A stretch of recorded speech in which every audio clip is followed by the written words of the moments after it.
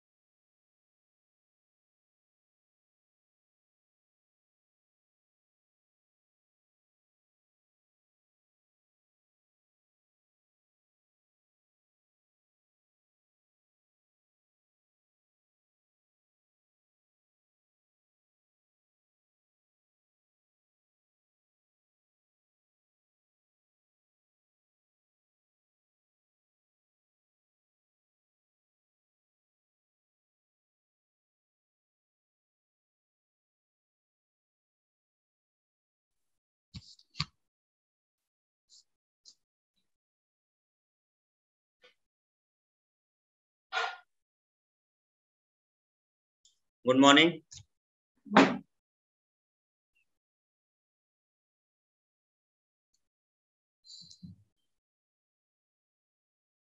Voice clear है?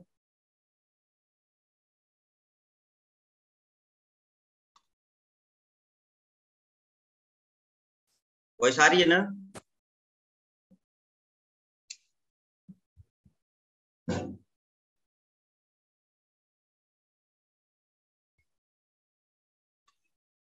आओ, थोड़ा सा इश्यू चल रहा था नेट का। नहीं होता है, कनेक्ट पे डिस्कनेक्ट हो जाता है।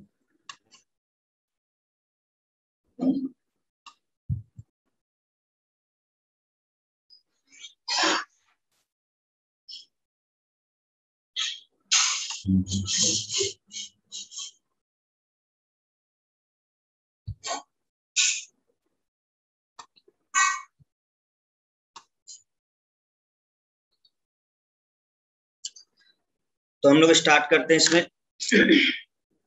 कल हम लोगों ने कांग्रेस वाला देखा। आई होप कि कांग्रेस वाला याद हो गया होगा। भारतीय राष्ट्रीय कांग्रेस थोड़ा बहुत याद हो गया है ना? चलिए उसको देख लेंगे हम लोग, फिर रिवाइज कर लेंगे। हम लोग बात करते हैं सामाजिक सुधार। ये कुछ संगठन है, इनके बारे में क्वेश्चन पूछा जाता है, ठीक है। जैसे ये सोशल रिफॉर्म्स या सामाजिक सुधार संगठन बोला जाता है।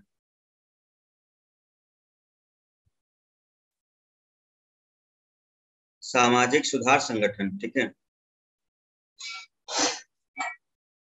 इसमें एक सबसे पहली बात करते हैं हम लोग ब्रह्म समाज। दो तीन होंगे, एक देखो, एक ब्रह्म समाज है और एक होगा आपका आर्य समाज, ठीक है। और एक होगा आपका कौन सा, Ramakrishna Mission, Theosophical Society, young मंगल। तो तीन चार जो है मेन, मतलब जो सामाजिक सुधार संगठन से रिलेटेड है, वो आपको देखने हैं। व्हाट्सएप पे शेयर किया है हमने, व्हाट्सएप देखा?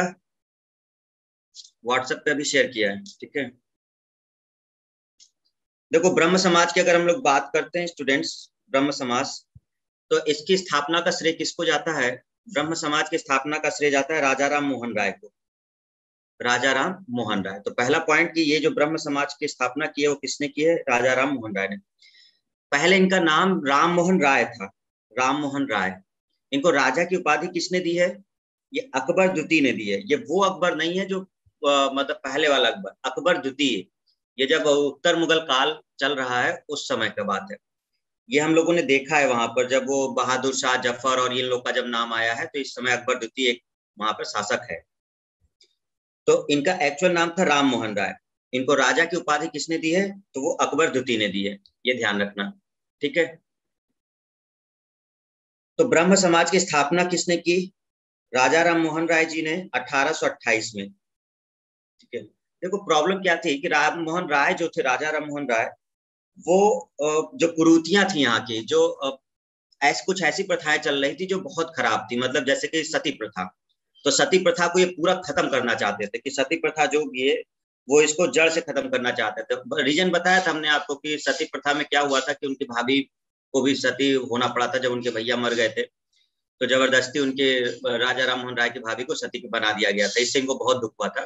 इन्होंने कहा कि अब इसको खत्म करेंगे। तो आपको पता होगा उस समय विलियम बेंटिंग जो गवर्नर था, विलियम बेंटिंग, तो लॉर्ड विलियम बेंटिंग की मदद से इन्होंने उसको खत्म करवाया था। कब करवाया था? 1829 में। याद आ रहा है?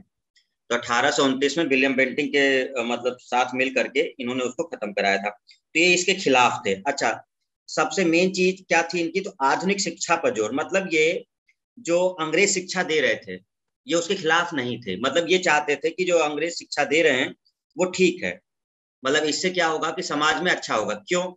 क्योंकि जो पुरानी कुरीतियां चल रही हैं वो आधुनिक शिक्षा न होने की वजह से चल रही है, ये उनका मानना था।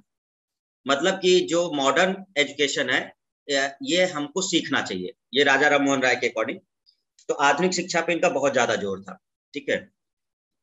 आधुनिक भारत का अग्रदूत कहा गया है इन्हें। क्या बोला गया है? अग्रदूत आधुनिक भारत का। क्योंकि सब ये मेन इनका यही सब पॉइंट था। दूसरी चीज देखो, कुट प्रथाओं के खिलाफ थे, हमने आपको बता ही दिया। शिक्षा पे इनका बहुत जोर था और साथ में को एजुकेशन ये चाहते थे। जैसे कि होता नहीं है कि आज भी आप देखो को एजुकेशन वाले पॉइंट, तो ये इनका ये मानना था कि जब साथ में दोनों लोग पढ़ेंगे या तो समझ मतलब बेहतर समझ बढ़ेगी एज कम्पेयर टू सिंगल। तो इनका एक मानना था कि शिक्षा तो शिक्षा दीजिए, कैसी शिक्षा?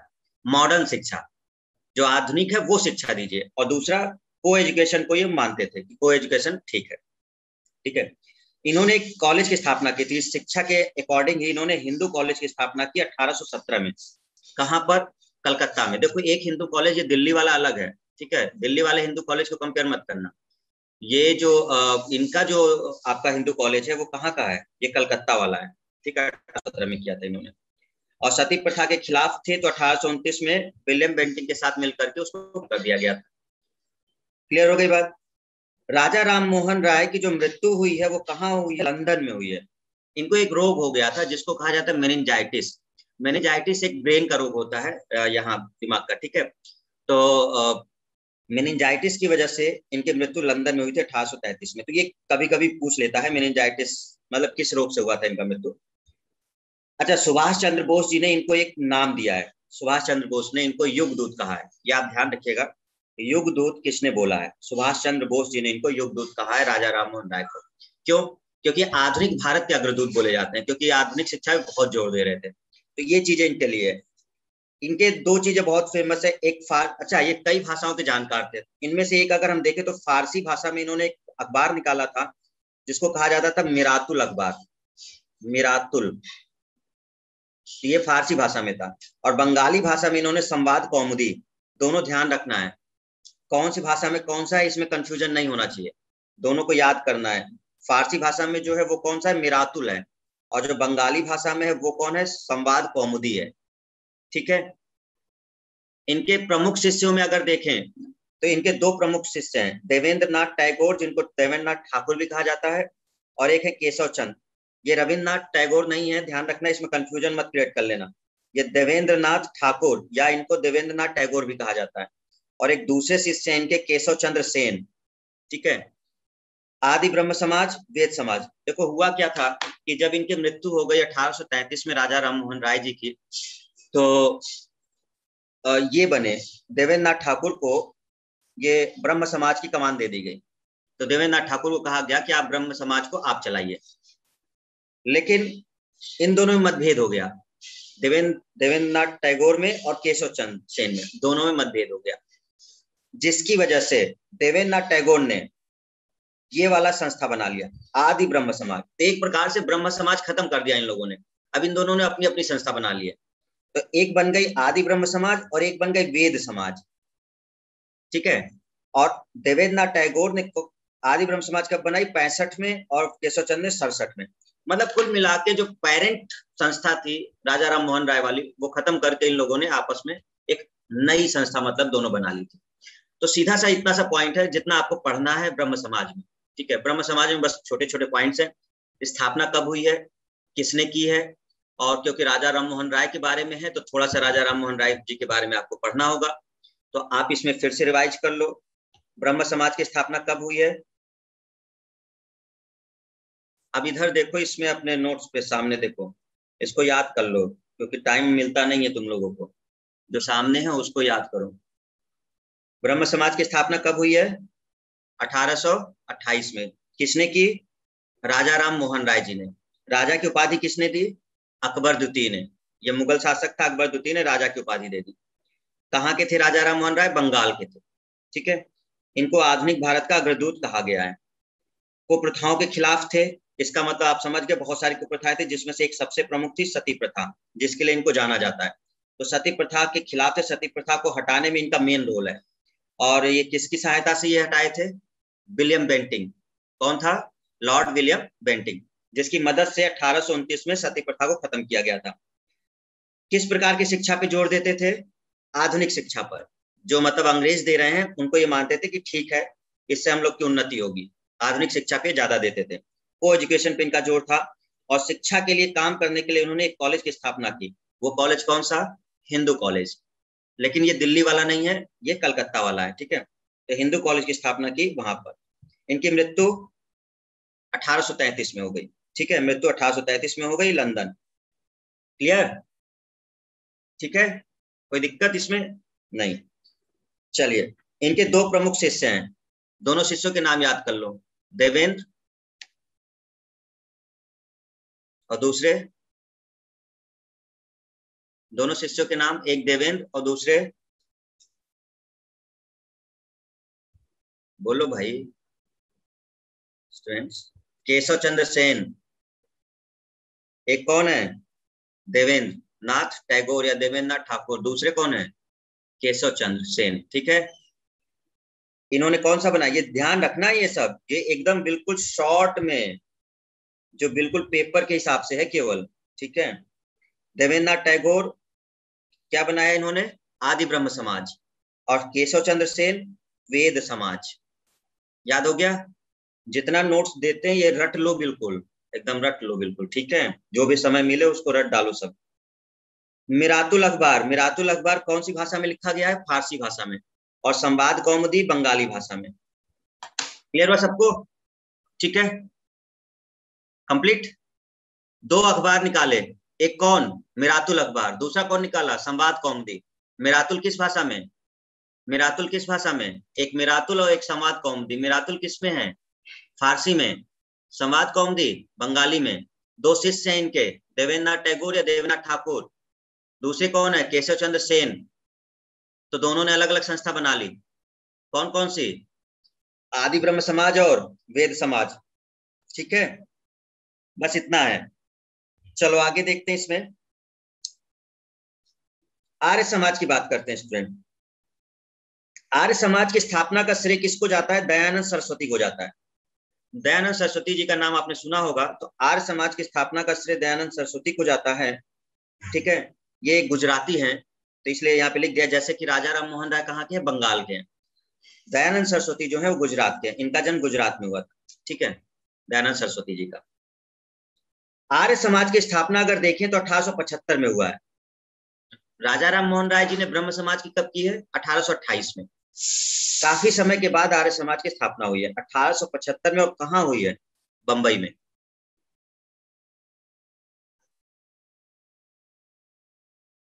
ब्रह्म समाज की स्थापना कहाँ हुई थी?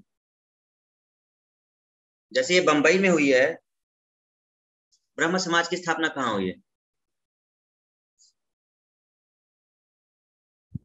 कोलकाता। महिमा कोलकाता, बंगाल में। सौरभ, बंगाल।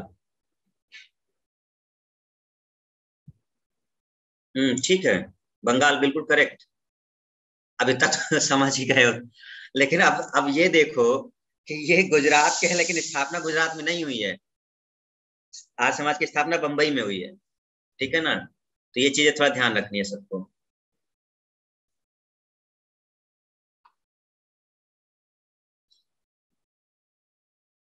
चलो आगे बढ़ते हैं। तो आर्य समाज हो गया। संस्थापक कौन है आर्य समाज के? दयानंद सरस्वती। 1875 मुंबई में इसकी स्थापना हो गई। इनका ओरिजिनल नाम मूल शंकर है, जो बचपन का नाम था। बचपन का नाम मूल शंकर। ठीक है, नारा समझिए इन्होंने क्या दिया था। भारत भारतीयों का है, या भारत भारतीयों के लिए। इनका सिंपल सा, ये इनका नारा नहीं था, दयानंद सरस्वती का नहीं था, ये इस संस्था का नारा था। दोनों में कंफ्यूजन मत होना, क्वेश्चन पूछा जा चुका है। आर्य समाज का जो नारा था वो आर्य समाज संस्था का नारा था कि भारत भारतीयों का है, या भारत भारतीयों के लिए है। ठीक है, तो भारत भारतीयों के लिए है। लेकिन जब पूछेगा कि दयानंद सरस्वती का नारा क्या था, तो इनका नारा था वेदों की ओर चलो। सबसे बड़ी कंफ्यूजन बच्चों को यही होती है, और ये क्वेश्चन किया जा चुका है। ठीक है, पेपर में तो कोई ये वाला टिक लगा देता है, कोई ये टिक लगा देता है। आपको ध्यान रखना है कौन किसका नारा है। अगर दयानंद सरस्वती का पूछा जाता है तो आप कहेंगे कि इनका नारा है वेदों की ओर लौटो। ये सोचते थे कि वेदों में ही पूरा ज्ञान भरा हुआ है और हम लोग अपने वेदों से विमुख हो गए हैं, तो वेदों की वापस लौटना पड़ेगा हमें। तो वेदों की ओर लौटो, ये दयानंद सरस्वती का है। लेकिन आर्य समाज का नारा क्या है? भारत भारतीयों के लिए। दोनों नारे क्लियर हो गए? दयानंद सरस्वती का क्या है? वेदों की ओर लौटो, ये पुरानी शिक्षा को मानते थे। मतलब देखो बहुत सिंपल सी चीजें चल रही हैं। राजा राम मोहन राय किस पर फोकस कर रहे हैं? आधुनिक शिक्षा पर, मॉडर्न एजुकेशन। ठीक है, ये मॉडर्न एजुकेशन, पश्चिमी सभ्यता का जो एजुकेशन है उसको मान रहे हैं। बट दयानंद सरस्वती कह रहे हैं कि हमें वेदों को मानना है, अपनी पुरानी शिक्षा जो हमारी प्रणाली चल रही है। तो ये वेदों के लिए मानते थे और ये चीजें, ठीक है। ये बंबई में था, इसकी एक शाखा लाहौर में खोली गई। इसके प्रचार के लिए आर्य समाज के लाहौर में भी एक संस्था खोली गई थी 1877। तो ध्यान रखिएगा, एक मुंबई में है, उसके बाद आपका कुछ ही समय बाद लाहौर में भी खोल लिया गया था। इनके प्रिय शिष्य कौन थे? देखो यहाँ जो प्रिय शिष्य थे वो देवेंद्रनाथ टैगोर और केशव चंद्र थे, लेकिन इनके जो प्रिय शिष्य हैं वो कौन है? हंसराज है। हंसराज इनके प्रिय शिष्य थे। क्लियर? अब दिक्कत जानते हो क्या हुई? आज आपने एक कॉलेज सुना होगा, डीएवी कॉलेज। डीएवी कॉलेज लगभग हमें लगता है हर क्षेत्र में है। डीएवी कॉलेज का तो नाम सुना ही होगा आप लोगों ने, सुना है ना? डीएवी कॉलेज तो आप लगभग लगभग लगभग जहां तक हमें लगता है कि हर शहर वगैरह में प्रेजेंट है डीएवी। तो इसका श्रेय, इस डीएवी कॉलेज को खोलने का श्रेय हंसराज को ही जाता है, इनके शिष्य को ही जाता है, जो डीएवी है। पूरा नाम क्या है उसका? दयानंद, डी से दयानंद, एंग्लो एंग्लो वैदिक कॉलेज, दयानंद एंग्लो वैदिक कॉलेज। अब देखो हुआ क्या था, जब इसका शिष्य आया, हंसराज जब आए, तो इन्होंने सोचा कि भाई आर्य समाज, वो जो ब्रह्म समाज है वो आधुनिक शिक्षा चला रहा है, और हम लोग, हमारे जो दयानंद सरस्वती जी हैं वो कह रहे हैं कि वेदों की ओर लौटो, तो ये तो गड़बड़ हो जाएगी। भाई कोई अगर आपसे ये कहे, आपसे अगर कोई ये कहे आज की डेट में कि चलो तुम्हारा एडमिशन हम आईआईटी में करा देते हैं, और फिर आपको एक और ऑप्शन दे कि चलो भैया तुम्हें हम वेदों वाले कॉलेज में करा दें, सीधा सा हमने आपको दो ऑप्शन दिए कि तुमको हम वेदों वाले कॉलेज में एडमिशन करा दें, और एक ऑप्शन दिया कि आईआईटी वाले में करा दें, किस में जाओगे? ऑब्वियस सी बात है कि हर कोई आईआईटी वाले में जाएगा, सीधी सी बात है, ये कोई सोचने वाली बातें नहीं है। कोई नहीं जाएगा भैया वेदों की तरफ, कोई कहेगा भैया जा करके वहां हम कमाएंगे क्या? सबसे पहला क्वेश्चन तो यही राइज हो जाएगा ना, वहां से निकल करके हम क्या करेंगे? यही मेन चीज गड़बड़ हुई। तो जो हंसराज है वो ये समझे कि चलो ठीक है, मानते हैं कि वेद में बहुत सारा ज्ञान है और सब कुछ है, लेकिन आज की जो जनरेशन है वो उधर जाएगी ही नहीं। वो जो जनरेशन थी वो बीत गई जो वेदों की तरफ लौटे थे। तो इन्होंने कहा कि अगर हम केवल वेदों की तरफ देखते रहे तो फिर हमारा जो समाज है वो चल नहीं पाए।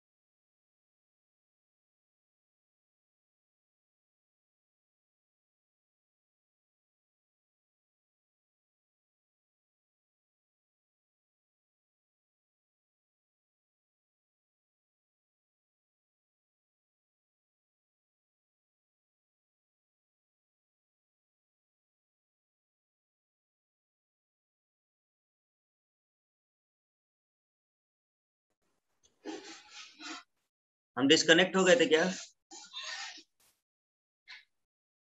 हाँ, नेटवर्क का बहुत इश्यू है, अपने मन से ही डिस्कनेक्ट कर देता है, कनेक्ट कर देता है।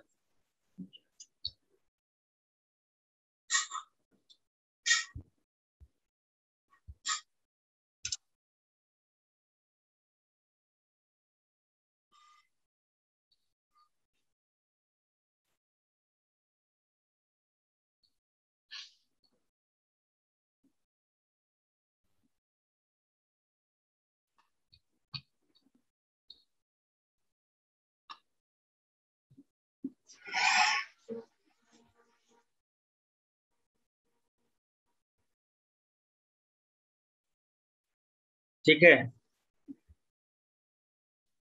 तो ये इस वजह से इन्होंने कहा कि हम दोनों शिक्षाएं देंगे, जो हंसराज हैं उनके शिष्य। इसलिए इसका नाम पढ़ो, जरा नाम पढ़ के समझो।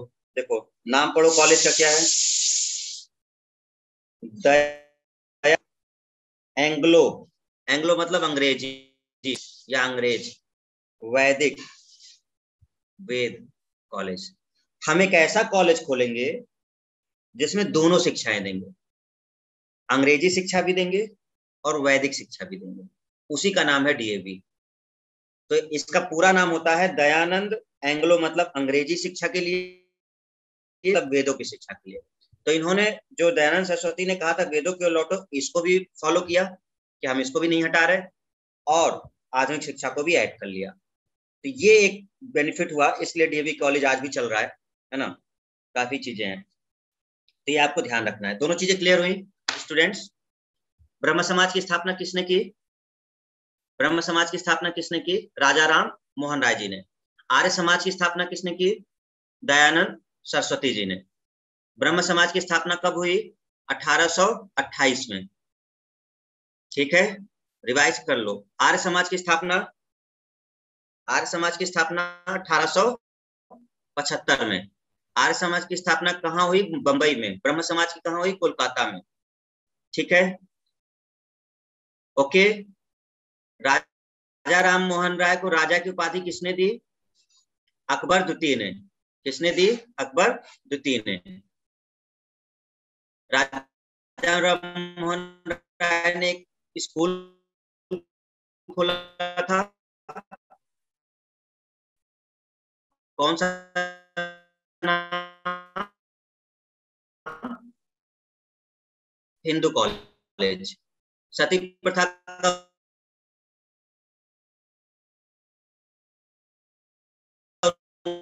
उन्मूलन किया था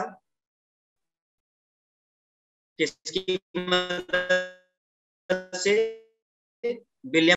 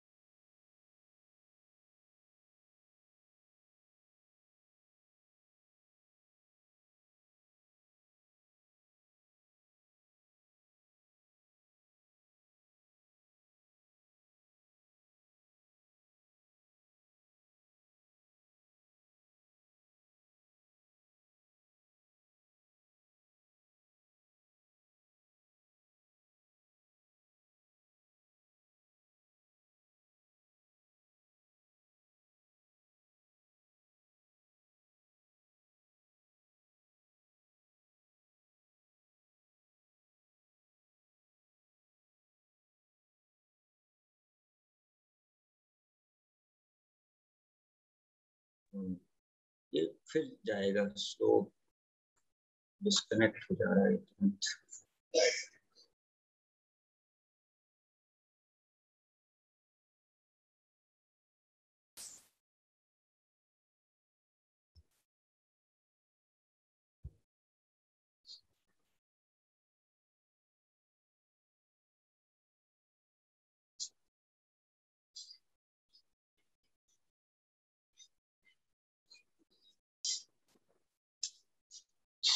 ठीक है, अब वॉइस आ रही है?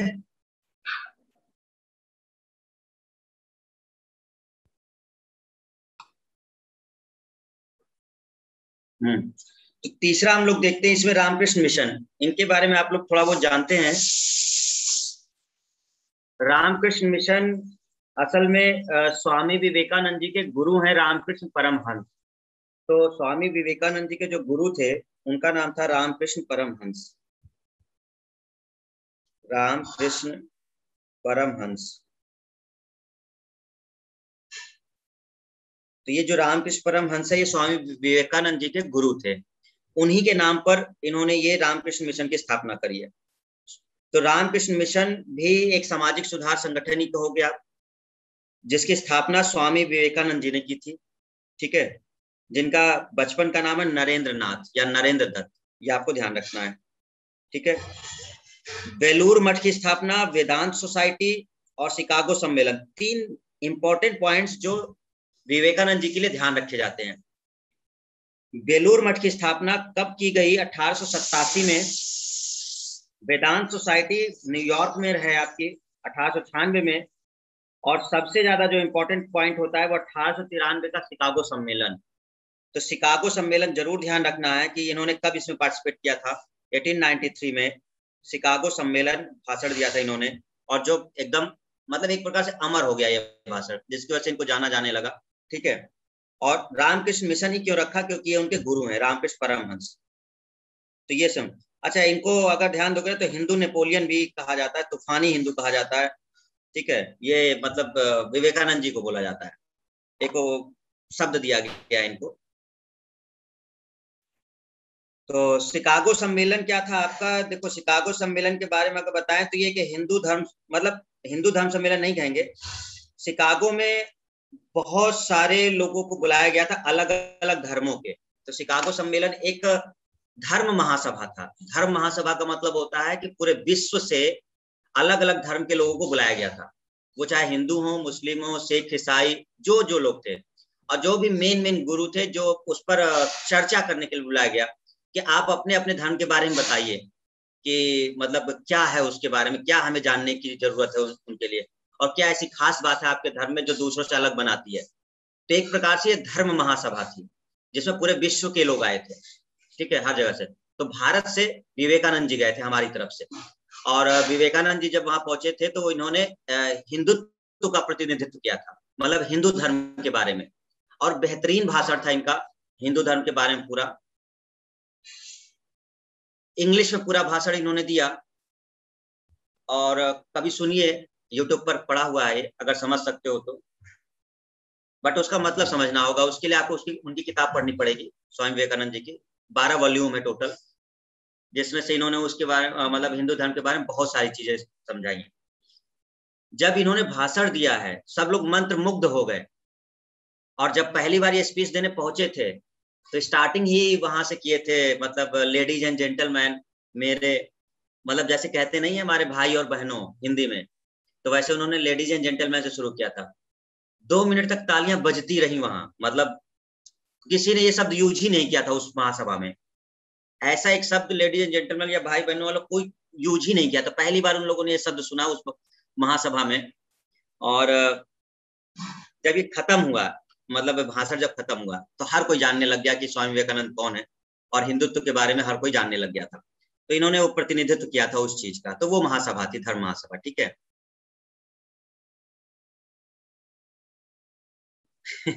भाई और बहनों, मोदी जी कहते भैया भाई और बहनों का, वो इंग्लिश में बोले थे वहां पर, हम ये थोड़ा कह रहे हैं। उन्होंने लेडीज एंड जेंटलमैन कहा था। ठीक है, तो brothers and sisters, ladies gentleman नहीं, ब्रदर्स एंड सिस्टर्स कहा था। हाँ, लेडीज एंड जेंटलमैन नहीं, उन्होंने कहा था ब्रदर्स, मेरे ब्रदर्स एंड सिस्टर्स ऑफ, मतलब पूरा ये होल नेशन वाला, तो ब्रदर्स एंड सिस्टर शब्द यूज किया था। ठीक है, और ठीक है, वो सुनने लायक है। वहां पर उन्होंने कहानी वगैरह भी एक एग्जाम्पल दे करके, मतलब आपका ही धर्म, मतलब बहुत सारे धर्म के लोग कहते हैं कि मेरा ही धर्म अच्छा है। तो वो लोग कौन है? वो लोग एक कुएं के मेंढक हैं, वो लोग जो कहते हैं कि मेरा ही धर्म वो है। मतलब इतना सब बड़ा कुआं है, उस कुएं में एक मेढक है, और कुआं से बाहर वो मेढक गया ही नहीं कभी, तो कहता है ये कुआं सबसे बड़ा। मतलब एक दिन क्या हुआ, एक बताते हैं, क्योंकि किताबें पढ़ी है मैंने विवेकानंद जी की, तो विवेकानंद जी की मैंने कई वॉल्यूम पढ़े हैं, तो वो डिस्कस करने की जरूरत नहीं है आपसे, ठीक है ना। तो उसमें से एक है, जब स्टोरी एक वो समझा रहे थे किसी को, जब किसी से चल रहा था, संवाद चल रहा था कि आपका धर्मी क्यों ज्यादा ऊपर है। तो इन्होंने एक एग्जाम्पल दिया था कि एक कुआं है, उस कुएं में एक मेढक था, और अचानक एक दिन समुद्र से कोई एक कुआं, समुद्र से एक मेढक उस कुएं में आ गया था। तो जो कुएं वाला मेढक था, वो कुएं वाला मेढक इधर उधर उछल कूद करता था और एक किनारे से कूद करके कुएं में दूसरे किनारे पहुंच जाता था। तो कहता था देखो मेरा जगह कितना बड़ा है, देखो मेरा कितना जगह बड़ा है, मतलब उसी में खुश था वो।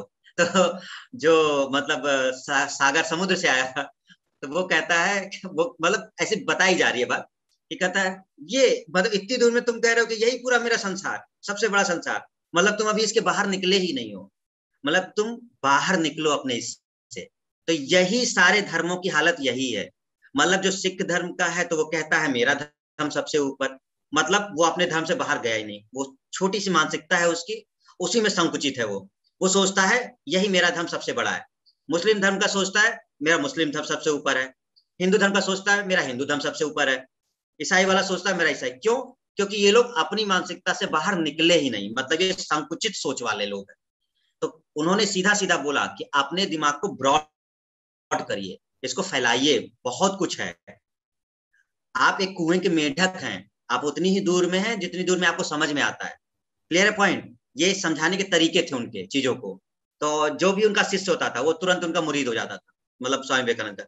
एक बार अगर कोई उनके साथ मतलब उनके पास बैठ गया तो ये समझ लो कि उनका शिष्य बनना ही बनना है। ठीक है।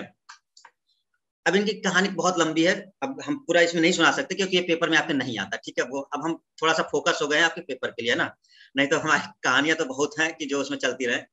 एक बार ये ऐसे ही नाव में किसी जा रहे थे, अंग्रेज बैठा हुआ था और मतलब किताब पढ़ रहे थे वो, तो कोई एक किताब अंग्रेज पढ़ रहा था, तो स्वामी विवेकानंद जी ने बुक मांगी उससे कि क्या पढ़ रहे हो आप। तो अंग्रेज ने कहा कि ठीक है ये वाली पुस्तक है, दे दे। उन्होंने कहा कि आप कुछ देर के लिए हमको दे दीजिए, हम मतलब वो पढ़ लेते हैं। तो विवेकानंद जी ने उस पुस्तक को लिया और कुछ समय तक वो पढ़ते रहे उसको। और एकाग्रता इतनी गजब की थी इनकी कि वो अंग्रेज मतलब उनके बगल में खड़ा है और मतलब कुछ बोल रहा है, लेकिन विवेकानंद जी को नहीं किया, कोई मतलब नहीं। जब उन्होंने किताब पढ़ ली तो उन्होंने कहा कि आप केवल दिखावा कर रहे हैं या फिर मतलब सच में पढ़ रहे थे। वैसे ये एक ऐसी एक स्टोरी इनके बचपन में हो चुकी थी, इनके पास के ही कोई एक आए थे तो ऐसी एक स्टोरी और हो चुकी थी। जब वो घर में पढ़े थे तो उन्होंने कहा कि आप कोई भी पूछ सकते हैं पूरी किताब से, और जो चीज उसने किताब में देख करके पूछी विवेकानंद जी ने वो सीधा सीधा सब बता दिया कि मतलब ये ऐसे ऐसे है, ये चीज ऐसे। तो एकाग्रता इनकी बहुत अच्छी थी। ठीक है। और इतना आसान नहीं था। जब ये पहुंचे थे शिकागो सम्मेलन तो आप सोच क्या रहे हो, राजा की तरफ पहुंचे थे, बहुत कठिनाइयों का सामना करना पड़ा था, लोगों ने मारने के लिए दौड़ा लिया था इनको।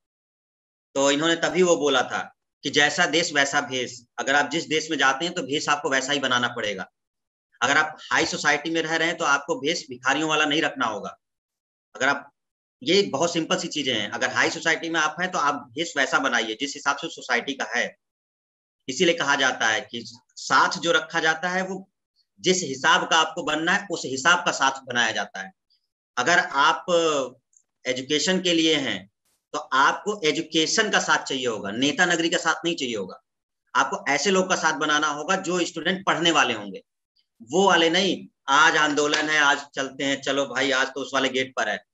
ये स्टूडेंट का काम नहीं है, तुम्हारा काम नहीं है क्योंकि तुम तैयारी कर रहे हो। ठीक है। बट यही नहीं समझते चीजें, तो वही पॉइंट है कि जैसा तुम बनना चाहते हो वैसी चीजें बनानी पड़ती हैं। अगर आप हमेशा ऐसी सोसाइटी में रह रहे हैं, हम बहुत सिंपल एग्जांपल देते हैं, ये हमारा नहीं है, ये इन्हीं महान भाव लोगों का है, विवेकानंद जी जैसे लोग का ही ये सब चीजें हैं कि जैसा देश है वैसा भेष आपको रखना पड़ेगा, नहीं तो लोग आपको अंडर एस्टिमेट कर लेंगे, आपकी एक्चुअल क्वालिटी वहां पर समझ में नहीं आएगी। ठीक है। अगर आप हमेशा ऐसे इलाके में रह रहे हैं जो बिल्कुल पिछड़ा हुआ है या समथिंग वैसा है, तो आपकी जो सोच है वो उससे ऊपर जाएगी ही नहीं। ठीक है। हाँ, आप बड़े बनिए और उनके लिए काम करिए, मतलब जब आप तरक्की कर लें तो आप उन पिछड़े इलाकों के लिए काम करिए, क्योंकि आप वहां से उठ के आए होंगे तो आपको पता होगा कि भाई ये मतलब कैसा इलाका था, मुझे काम करना है इनके लिए, उसको उठाइए, उसको उन्नत करिए। ये है मेन पॉइंट। तो जिस फील्ड में आप जैसे हैं ऐसे लोगों का साथ बनाओ जो आपको थोड़ा सा उस तरफ लेके जाए। ठीक। अब ऐसा व्यक्ति देखो, सबसे बड़ी गड़बड़ क्या, हम सीधा बता रहे हैं। अब होता क्या है, जैसे हम लोग गांव में गए, हमने अगर मान लो शहर से हम 2 महीने शहर में रहे और हमने कुछ सीख लिया और हम गांव में पहुंचे, और गांव में पहुंच के हमने 2-4 लाइन इंग्लिश में बोल दी, क्या होगा?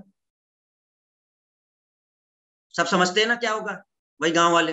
आ गए, देखो यही इंग्लैंड से आए हैं, आ गए, अब ये भारतीय नहीं, अब आ गए सीधे लंदन से सीख के आए हैं। यही होता है, खत्म हो गया। तुमने जो दो चार लाइन बोली वो खत्म, अब अगली बार से वो भी ना आएगा, वो भी खत्म हो गया। वही हम कह रहे हैं, साथ किसका जैसा रखना है। अगर आपको इंग्लिश सीखनी है तो आपको ऐसे लोग के बीच रहना होगा जो इंग्लिश को प्रेफर करते हो, इंग्लिश तभी सीख पाओगे। ठीक है, सिंपल है। हम भी जब आए दिल्ली से हम लोग पढ़ाते थे, इलाहाबाद आए, पहले बार जब पढ़ाए थे तो इंग्लिश में सब लिखवा रहे थे, भाई सब सब खत्म। यहाँ इला प्रयागराज में जैसे क्लास में ऐसे देखते थे, ये क्या हो रहा है सर, सब सब सारे सेंटेंस सर इंग्लिश में सर कैसे होगा कैसे सर। लो भैया सारा हिंदी में करना पड़ा, पूरा एक एक चीज हिंदी में लिखवा दिए गए। तो ये चीज होता है कि जैसा देश वैसा भेष। हम नहीं हिंदी में करेंगे हम नहीं चल पाएंगे। अगर हम प्रयागराज में हैं और प्रयागराज में अगर हम सोचें कि हम केवल इंग्लिश पढ़ा दें तो भैया हम नहीं चल सकते। चल सकते हैं क्या? पॉसिबल ही नहीं, प्रयागराज में क्या। लेकिन हम वहां जाए दिल्ली में, हिंदी समझ में नहीं आती भैया, बोलो भले हिंदी, सेंटेंस सारे इंग्लिश में चाहिए, हिंदी तो एकदम गायब हो जाएगा पूरा। जब हम लोगों ने पढ़ाया वहां पे, और वहां से यहाँ आकर के हमें पूरे नोट्स हिंदी में कन्वर्ट करने पड़े हैं एक एक चीज। अब जैसे हम तुम्हें यहाँ लिखवा रहे हैं ना, ये सब हिंदी में जैसे लिख रहे हैं आप, तो यहाँ इंग्लिश में लिखना है, बोलिए आप भले हिंदी में, लिखना सब इंग्लिश में। तो यही विवेकानंद जी का था, जैसा देश वैसा भेष। अगर आपको चलना है तो जिस प्रकार का परिवेश होगा उसी प्रकार के परिवेश से आपको अपने आप को ढालना होगा, तभी चीजें चलती हैं। आ रही है बात समझ में? हाँ या ना? बस इतना बहुत है विवेकानंद जी के, बाकी लिख समझना है तो उनकी किताबें पढ़ो, ठीक है। बाकी सारी चीजें हम आपको नहीं बता रहे। तो रामकृष्ण मिशन, रामकृष्ण परमहंस इनके बहुत बड़े गुरु, और ये काली माता के भक्त थे बहुत। मतलब कहा जाता है कि काली माता ने इनको साक्षात दर्शन दिए हैं, रामकृष्ण मिशन, रामकृष्ण परमहंस जी को साक्षात दर्शन। मतलब जब चाहे ये उनसे बात कर सकते थे काली माता से, रामकृष्ण परमहंस जी, ठीक है। और स्वामी विवेकानंद जी ये हैं। बहुत सारी चीजें इनके बारे में जानने लायक हैं, पढ़िएगा कभी। तो बेलूर मठ की स्थापना हो गई 1887, वेदांत सोसाइटी न्यूयॉर्क, ठीक है। और 1893 कैसा शिकागो सम्मेलन, ठीक है। अच्छा, एक और सोसाइटी है थियोसॉफिकल सोसाइटी। तो थियोसॉफिकल सोसाइटी की अगर हम बात करते हैं तो थियोसॉफिकल सोसाइटी में स्थापना, अब देखिए कांग्रेस वाले में हमने एनी बेसेंट के बारे में बताया था, तो आपको बताया था कि एनी बेसेंट थियोसॉफिकल सोसाइटी की वो रही है, प्रधान भी रही हैं। तो अब वही चीज आपको देखना है, थियोसॉफिकल सोसाइटी कहाँ की है। थियोसॉफिकल सोसाइटी कनाडा में स्थापित हुई थी, कनाडा में। तो इसका जो मेन सेंटर है थियोसॉफिकल सोसाइटी का, वो कनाडा में है। इसका काम क्या था? काम था शिक्षा और संस्कृति को बढ़ाना। मतलब हम क्या करेंगे, शिक्षा को पे जोर देंगे, जो पिछड़े हुए इलाके हैं उस पे एजुकेशन को हम लोग इम्प्रूव कराएंगे, और वहां की संस्कृति को। इनका सीधा मानना था कि आप भले इंडिया में हैं अंग्रेजों के लिए, आप जो भी ब्रिटिश लोग हैं आप इंडिया में हैं, लेकिन कृपया इनकी संस्कृति और शिक्षा से खिलवाड़ मत करिए, इनकी शिक्षा को बनाए रखिए और इनकी संस्कृति को भी बनाए रखिए। तो एनी बेसेंट इस बात पे जोर जरूर देती थी कि हम यहाँ रह जरूर रहे हैं, लेकिन हमें भारतीयों की उन्नति के लिए काम करना है, ठीक है। ये इनका मेन मोटो था। इसी वजह से भारत में भी एक थियोसॉफिकल सोसाइटी की ब्रांच खोली गई थी, और जिसकी प्रधान एनी बेसेंट को बनाया गया था। देखो मुख्यालय कनाडा में है, लेकिन एक ब्रांच यहाँ पर खोली गई, और वो कहाँ खोली गई थी? मद्रास में। तो मद्रास में एक जगह है अडियार, वहां पर एक ब्रांच थियोसॉफिकल सोसाइटी की रखी गई, और एनी बेसेंट को सदस्य बनाकर ये भारत भेजा गया था। तो एनी बेसेंट थियोसॉफिकल सोसाइटी जो मद्रास में खोली गई अडियार भारत में, इसकी सदस्य बनकर के वो यहाँ आई थी। ये 16 की बात है, ठीक है, क्योंकि 17 में वो फिर क्या बन गई थी? कांग्रेस की अध्यक्ष बन गई थी। तो थियोसॉफिकल सोसाइटी क्लियर हुआ सबको स्टूडेंट्स? शिक्षा और संस्कृति को बढ़ाना। स्थापना किसने किया है? तो ब्लावाटस्की, नाम पढ़ो, ब्लावाटस्की और आलकार्ट, ब्लावाटस्की और आलकार्ट। तो थियोसॉफिकल सोसाइटी की स्थापना एनी बेसेंट ने नहीं की है, ठीक है। थियोसॉफिकल सोसाइटी की स्थापना ब्लावाटस्की और आलकार्ट ने की है, ठीक है, और ये कनाडा में हुई है। लेकिन एनी बेसेंट को सदस्य बना के भारत में भेजा गया जब इस सोसाइटी की एक ब्रांच खोली गई मद्रास के अडियार में। ये कहाँ की थी? आयरलैंड की थी। और एनी बेसेंट कांग्रेस के अध्यक्ष कब बनी थी? 1917 में बनी थी। ये चीजें क्लियर है सबको? सर कौन सी बुक पढ़ेंगे? अरे विवेकानंद की तुम काहे पढ़ रहे भैया? तुम तैयारी करो, तुम ना पढ़ पाओगे, परेशान मत हो, ठीक है? तुम एक भी किताब ना पढ़ पाओगे उनके।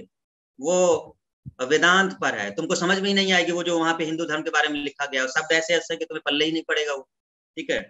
वो क्या कहानी के रूप में थोड़े ना है कि तुम सोच रहे हो कि बढ़िया बढ़िया कहानी लिखी गई होगी, नहीं। उसमें धर्म के बारे में लिखा गया, वो तुमको समझ में नहीं आएगा, उसको पढ़ने की कोशिश मत करो, ठीक है? हाँ, उनकी बायोग्राफी के बारे में पढ़ सकते हो बस केवल, ठीक है? वो अलग बात है, उस चक्कर में ना जाओ। जितना जरूरी है वो चीजें समझो। अगला एक आंदोलन देखो, यंग बंग आंदोलन। तो यंग बंग आंदोलन की अगर बात करते हैं तो यंग बंग आंदोलन 1828 में हुआ। हेनरी विलियम डेरजू, नाम 2 बार पढ़ो इसका, Henry William Derozio, Henry William Derozio, Derozio, Henry William Derozio. Young बंग, 2 आंदोलन है जिससे स्टूडेंट को कंफ्यूजन होता है, दोनों लोग एक ही समझते हैं।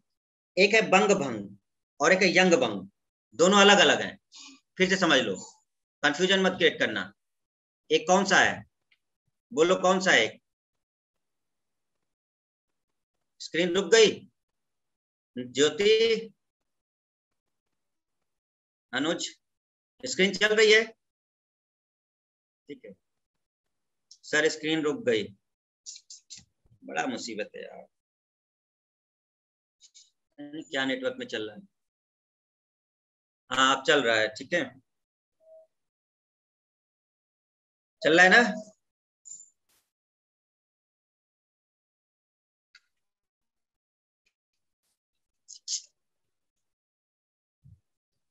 नहीं चल रहा?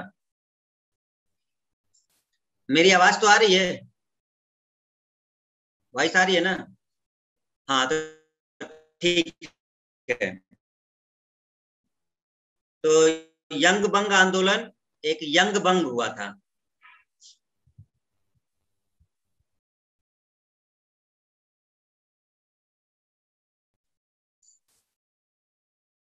यंग बंग आंदोलन और बंग भंग दोनों अलग अलग हैं, ठीक है? तो यंग बंग आंदोलन और बंग भंग दोनों डिफरेंट डिफरेंट है, इसको कभी कंफ्यूजन मत करना, इसलिए दोनों साथ में लिख दिया है। देखो यंग बंग का कैसे याद करोगे? यंग, यंग मतलब होता है जवान या युवा, युवा व्यक्ति। यंग, यंग मतलब युवा, क्लियर हुआ? एक प्रकार से यंग मतलब युवा, हम लोग यंग हैं। दूसरा है बंग, बंग मतलब बंगाल, बंग मतलब बंगाल। तो बंग भंग किससे रिलेटेड है? बंगाल विभाजन से रिलेटेड है। जब बंगाल का विभाजन हुआ था,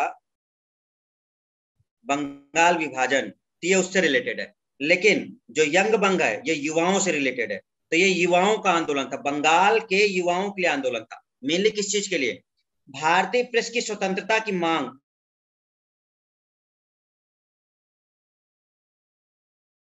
पर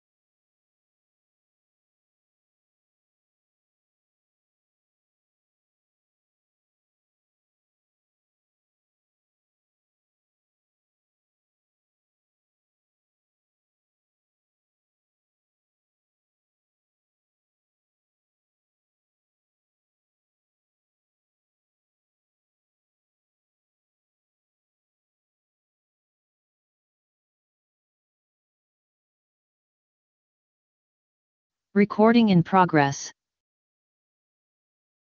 Recording stopped.